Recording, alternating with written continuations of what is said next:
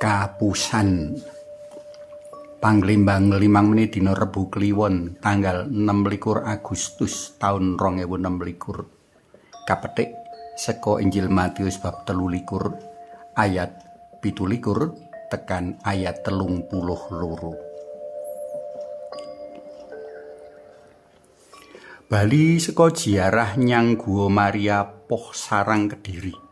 Atiku luwih bungah. Kejaba wis ketekan sediaku tuwinjeng ibu.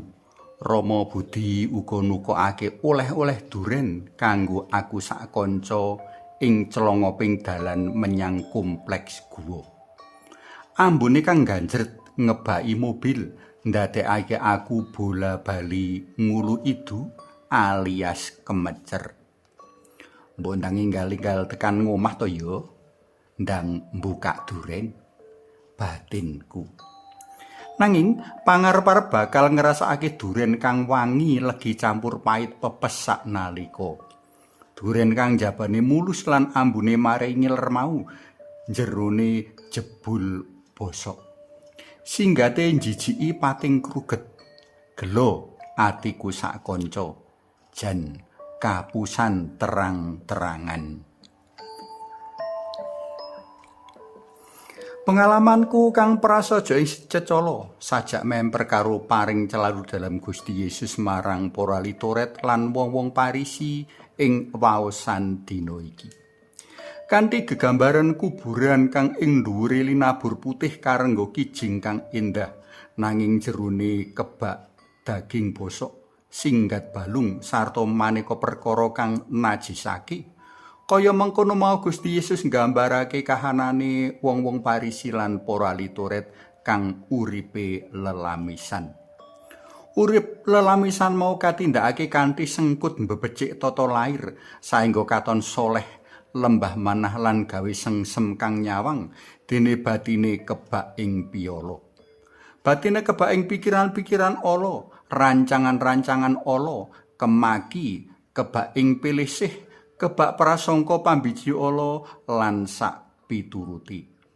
Gusti gelo, Gusti kecewa minangka para pemimpin bangsa, kepara minangka guru kang sinampiran jejibahan mulang bangsa Israel. Wong-wong mau ora nuhoni jejer timbalan kang banget luhur.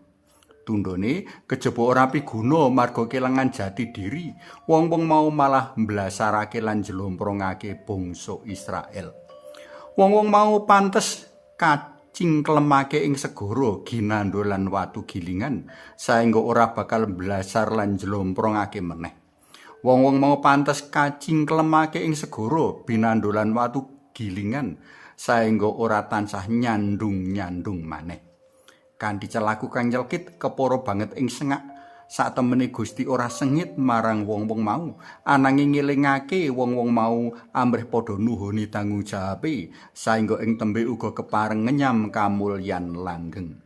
Kadang perlu wong kaejlokake marang kahanan kang ora pangaji, ora nyenengake karepen sadar mring luput lan dosane. Para tresna pelem kinasih, apa panjenengan ya nate kapusan pring bleger endah sampurna dene bareng srawung dadi kanca suwe jebul Mbelgedes? Apa malah panjenengan nate kacelatu kasenggrong liyan jalaran ora laras antara penampilan lan isining ati? Waosan dina iki dadi piling wigati kanggo urip tulus lan jujur. Aja dadi wong Parisi modern kang nuwun sewu njijiki.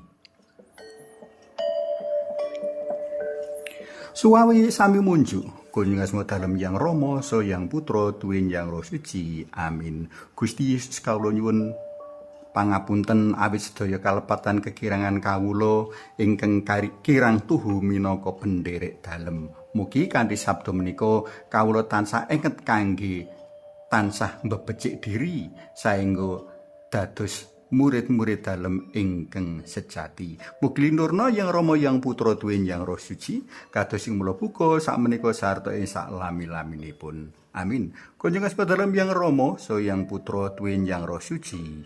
Amin.